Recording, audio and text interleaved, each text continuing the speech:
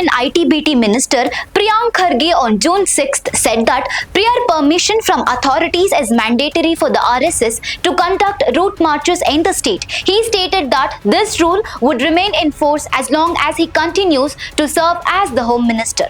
Explaining the government's stand, Kharge questioned why an organization that calls itself the world's biggest NGO should not seek permission before holding large public events. He said that if permission is required even for setting up a small Ganesh Pendal during the Ganesh Chaturthi festival, the same rule should apply to RSS route marches and other mega events. He said the requirement is based on the criteria submitted by the Karnataka government before the High Court following the stampede incident outside Bengaluru's Chinnaswamy Stadium during the RCB IPL victory celebrations in 2025. He said the guidelines for seeking permission for mega events apply in this case as well, and the administration will take decisions based on the local situation. He recalled that last year an issue arose in Chittapur, Kalaburagi district when the RSS insisted on conducting a route march at a specific time